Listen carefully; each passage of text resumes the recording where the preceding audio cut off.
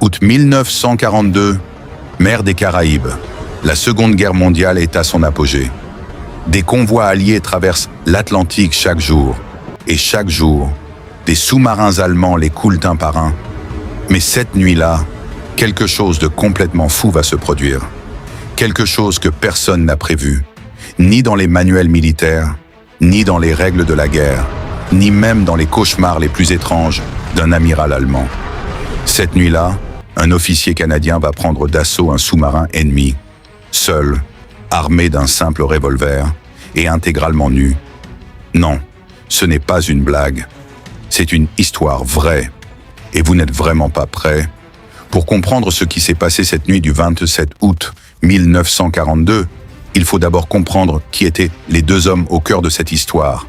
D'un côté, Otto Hittes, capitaine-lieutenant de la Kriegsmarine, commandant de l'U-94, 28 ans, professionnel jusqu'au bout des ongles, discipliné, méthodique, le genre d'officier allemand qui fait tout exactement comme prévu, comme entraîné, comme ordonné. Son sous-marin, l'U-94, est une machine de guerre redoutable, un Type 7, le modèle le plus produit de toute la guerre sous-marine allemande, rapide en surface, capable de plonger en 30 secondes, armé de torpilles qui peuvent couler un destroyer d'un seul coup. L'U-94 a déjà coulé plusieurs navires alliés. Son équipage est aguerri, rodé, efficace. Cette nuit-là, il pense que c'est une mission comme les autres. Il navigue en surface pour recharger ses batteries. La mer des Caraïbes est calme, le ciel est dégagé. Tout va bien, jusqu'à ce qu'un avion américain surgisse de nulle part. De l'autre côté, il y a Hal Lawrence, sous-lieutenant de la Marine royale canadienne, 23 ans, originaire d'Ontario. Le genre de gars qu'on imaginerait mieux sur un terrain de hockey que sur le pont d'une corvette de guerre en pleine mer des Caraïbes. Décontracté, direct, avec un sens de l'humour que même les situations les plus dangereuses ne semblent pas pouvoir effacer. Cette nuit-là, Lawrence est à bord du HMCS Oakville, une corvette canadienne, petit navire. Pas le plus impressionnant de la flotte alliée, mais rapide, et avec un équipage qui ne manque pas de caractère. Quand l'alerte sonne, Lawrence se précipite à son poste de sonar. Il est en short tropical. Pas le temps d'enfiler l'uniforme complet. La guerre n'attend pas. Il ne sait pas encore que son short ne va pas non plus attendre très longtemps. Revenons à l'U-94. Le P-Baby Catalina américain repère le sous-marin en surface depuis les airs. C'est le genre de moment que tout commandant de U-boot redoute. Être visible, en surface, sans possibilité de plonger immédiatement. Il donne l'ordre de plonger. Mais il est trop tard. 4 charges de profondeur de 650 livres tombent autour du sous-marin. Les explosions sont violentes. L'U-94 tremble de partout. Les hommes à l'intérieur sont projetés contre les parois.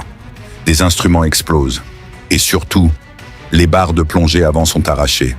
L'U-94 est piégé en surface. Un sous-marin qui ne peut plus plonger. C'est comme un requin sans nageoire. Il est encore dangereux. Mais il ne peut plus fuir. Il ne peut plus se cacher. Il est là, visible, vulnérable, au milieu de la mer des Caraïbes, sous les étoiles. Le Catalina lâche une fusée éclairante et appelle du renfort. Le plus proche répond immédiatement. C'est le HMCS Oakville. La corvette canadienne fonce à toute vitesse vers le sous-marin. À bord de l'U-94, il sait exactement ce qui est en train de se passer. Il a 2 options, se battre ou se rendre. Se rendre, pour un officier de la Kriegsmarine en 1942, c'est presque impensable. Alors il choisit de se battre, son équipage prend position, les canons sont chargés, les hommes sont à leur poste. Il voit la corvette canadienne arriver dans la nuit, petite, rapide, déterminée. Ce qu'ils ne savent pas encore, c'est que les Canadiens ont décidé d'employer une méthode de combat que personne n'avait vraiment anticipée, l'éperonnage. L'Oakville fonce sur l'U-94 à pleine vitesse. Premier choc, un coup oblique. Les 2 navires se frottent le long de leur coque. On se tire dessus à bout portant. C'est le chaos total. Et là, dans ce moment de folie absolue, Quelqu'un à bord de l'Oakville prend une décision qui restera dans les annales de la guerre navale. À court de munitions légères sur le moment, des marins canadiens ramassent ce qu'ils trouvent sur le pont et ils commencent à lancer des bouteilles de Coca-Cola vides sur le pont du sous-marin allemand. Des bouteilles de Coca-Cola sur un sous-marin de la Kriegsmarine, en pleine Seconde Guerre mondiale. Si vous cherchez un résumé parfait de l'absurdité de la guerre, vous venez de le trouver. Deuxième tentative d'éperonnage, manquée de quelques centimètres, l'Oakville vire de bord, reprend de la vitesse et revient. Troisième choc, celui-là est le bon. La corvette canadienne fracasse la proue de l'U-94 avec toute sa masse. Le sous-marin est stoppé net, la coque est percée, l'eau commence à entrer, Heath le sait, c'est fini. Il ordonne le sabordage, ouvrir les vannes, noyer le sous-marin volontairement pour éviter qu'il ne tombe intact entre les mains de l'ennemi. Mais le commandant canadien a une autre idée. Il veut capturer l'U-94 intact, pas pour le sous-marin lui-même, mais pour ce qu'il y a dedans, les codes, les machines Enigma, les documents de navigation. Chaque information récupérée sur un sous-marin allemand capturé peut sauver des dizaines de convois, des milliers de vies. Il ordonne un abordage. Hal Lawrence et le matelot Art Powell se regardent. Ils vont sauter sur un sous-marin ennemi en train de couler, avec à bord un équipage allemand armé et en colère. Lawrence a son revolver. Powell a le sien. Ils sont pieds nus, en short. Ils sautent. Enfin, presque. Juste avant le saut, le gros canon de l'Oakville tire par erreur. Juste à côté d'eux. Le souffle de l'explosion est violent. Lawrence est assommé. Il perd connaissance pendant quelques secondes. Quelques secondes qui ressemblent à une éternité. Quand il rouvre les yeux, il voit le sous-marin. Il voit l'eau qui monte. Il sait qu'il n'a pas le temps. Il saute. 2,50 m de vide. L'impact sur le pont métallique du sous-marin est brutal. Et là, au moment précis où Lawrence atterrit sur le pont de l'U-94, l'élastique de son short décide que c'en est trop pour lui. Il lâche. Le short tombe. Lawrence regarde le short à ses pieds pendant une fraction de seconde. Il n'a pas le temps de réfléchir. Pas le temps de chercher une solution.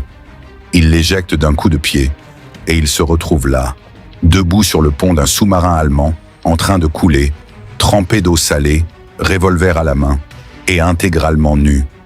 C'est à ce moment précis qu'Otto Hitz sort de l'écoutille. Le commandant allemand, officier de la Kriegsmarine, formé à l'école navale, habitué à la rigueur militaire, lève les yeux vers l'abordeur canadien. Et il voit ça, la suite. Personne ne peut vraiment l'expliquer de façon militairement satisfaisante. Heath et son second regardent Lawrence. Lawrence les regarde. Le revolver est levé. La situation est claire. Mais Heath et son second, au lieu de se battre, sautent directement à la mer. Est-ce que c'était une décision tactique rationnelle? Une évaluation froide de la situation? Ou est-ce que l'image d'un officier canadien nu brandissant un revolver sur le pont de leur sous-marin